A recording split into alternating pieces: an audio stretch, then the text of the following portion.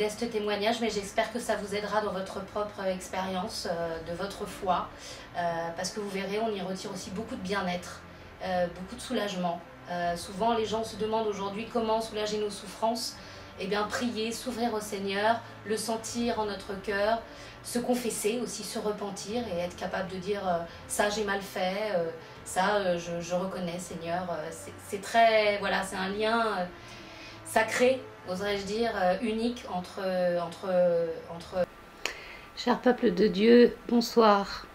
Je me présente, je suis sœur Sandrine, je suis membre de l'église CDAU, l'église de l'amour et de l'unité, des disciples de l'amour et de l'unité, dont je fais partie depuis plus d'1 an maintenant, voilà, et dont je suis très heureuse de pouvoir participer et de pouvoir servir le Seigneur à la mesure de ma foi et de mes moyens. Voilà, je voulais faire un témoignage auprès de vous pour vous dire à quel point la rencontre avec le Seigneur a changé ma vie très profondément.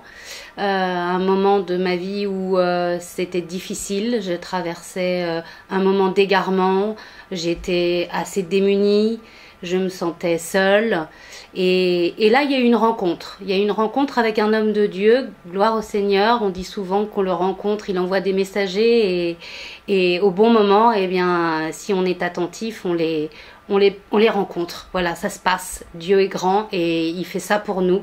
C'est un sauveur et on le remercie grâce au Seigneur.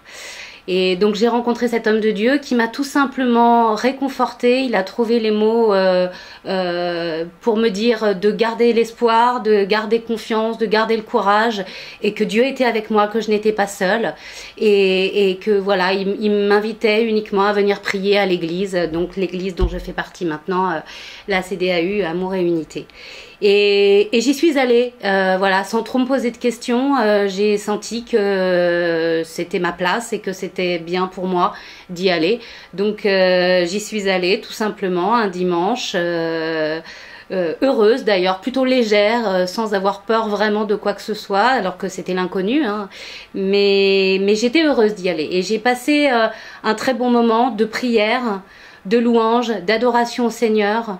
J'ai été accueillie d'abord par des frères et sœurs très très chaleureux, très bienveillants tous, avec voilà, énormément d'estime et de tolérance, j'ai trouvé, voilà, dans cette église.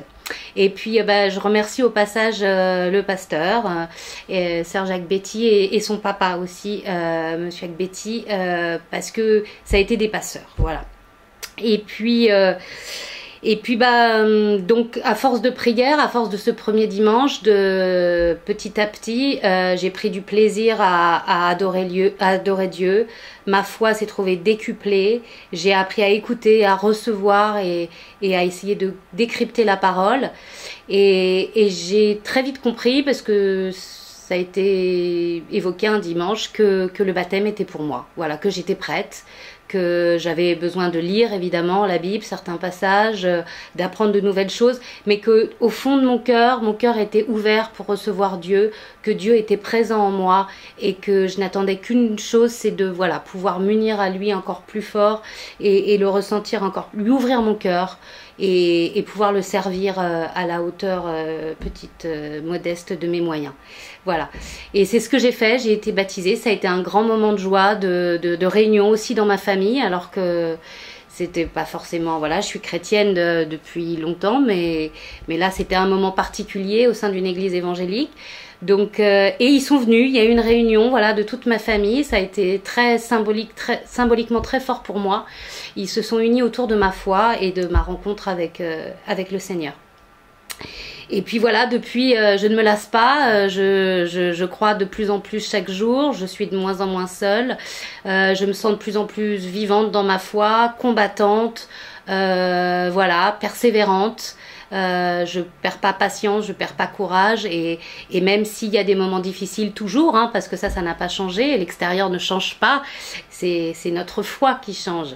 Et ben je suis beaucoup moins vulnérable, beaucoup moins, je me laisse moins atteindre et je sais que voilà, il faut combattre et que chaque jour renouvelé c'est un souffle nouveau et que Dieu nous donne cette force là et que c'est très très important pour tout le monde.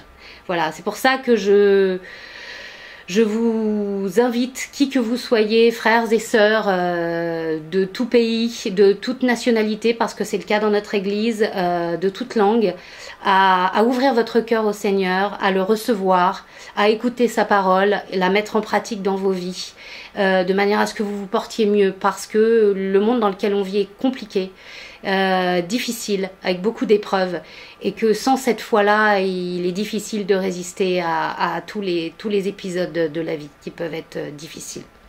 Voilà, et bien c'est un modeste témoignage, mais j'espère que ça vous aidera dans votre propre expérience de votre foi, parce que vous verrez, on y retire aussi beaucoup de bien-être, beaucoup de soulagement. Souvent, les gens se demandent aujourd'hui comment soulager nos souffrances.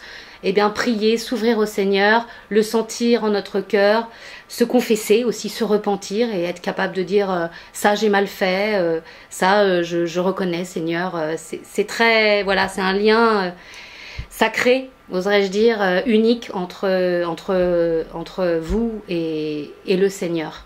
Et le Seigneur est grand, très grand. Il mérite votre grâce, votre foi, vos remerciements. C'est un grand homme d'amour et de pardon et j'espère que vous viendrez nous rejoindre parce qu'on en a grandement besoin pour servir le Seigneur et pour vous sentir heureux et fort dans votre foi. Amen. Que Dieu vous bénisse.